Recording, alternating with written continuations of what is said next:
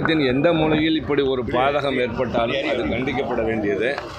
தமிழ்நாட்டை பொறுத்தவரை ஆளுகின்ற அரசும் முதலமைச்சரும் இது போன்ற பிரச்சனைகளில் தீவிரமாக அக்கறை செலுத்தி கவனம் செலுத்துகிறார்கள்.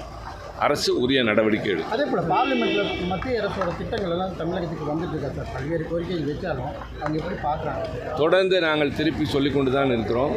நியாயமாக தர வேண்டியதை கூட அவர்கள் தர தாமதிக்கிறார்கள்.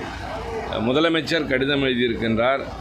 அதற்கு அப்பாற்பட்டு எங்களை போன்றோர் தனிப்பட்ட முறையிலும் கோரிக்கை வைக்கிறோம்.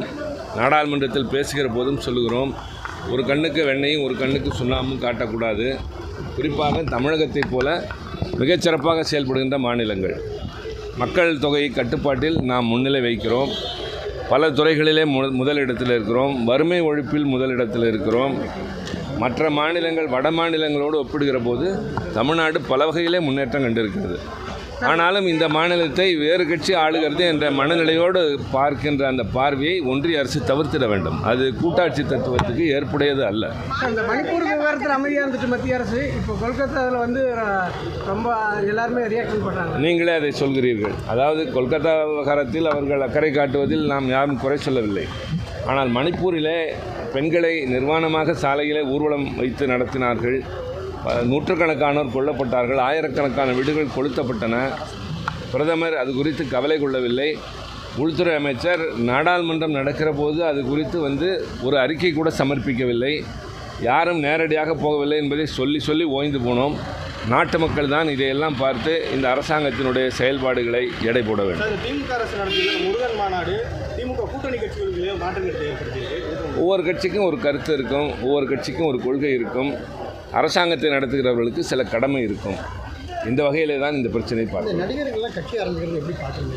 ஜனநாயக நாட்டில் யாரும் கட்சி ஆரம்பிக்கலாம், யாரும் அரசியலுக்கு வரலாம், யாரும் தேர்தலில் போட்டியிடலாம்.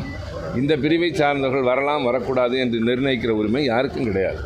வரலாம், மக்கள் தீர்மானிப்பார்கள். அவருடைய செயல்பாடு இருக்குமே தவிர இவர் ஏன் வருகிறார், இவர் எப்படி வரலாம் என்றெல்லாம் கேட்பதில் பொருள் இல்லை. இது ஜனநாயக நாடு.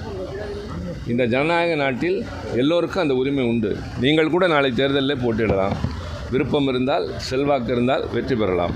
அதனால் யார் எவர் என்பதை அவர்கள் பணியாற்றுகிற துறையை வைத்து பேசுவதை விட இது அவர்கள் வருகின்றார்கள், காலம் தீர்மானிக்கும், மக்கள் தீர்மானிப்பார்கள்.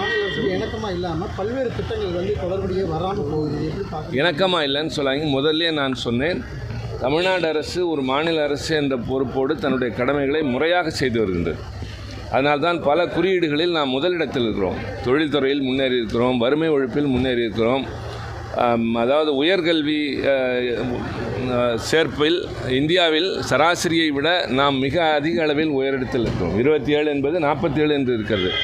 ஆக தமிழ்நாடு உரசலில் இல்லை, கடமையை செய்கிறோம், உரிமைகளை எதிர்பார்க்கிறோம், கேட்கிறோம், போராடுகிறோம். ஒன்றிய அரசு நியாயமாக நடந்து கொள்ள வேண்டும் என்பது எதிர்பார்ப்பு. இதை ஊடகத்தை சார்ந்த நீங்களும் சரி, நாட்டு மக்களும் சரி, இருவருடைய செயல்பாடுகளையும் எடை போட்டு பின்னாளில் தீர்ப்பளிக்கிற நேரத்தில் முடிவெடுக்க வேண்டும்.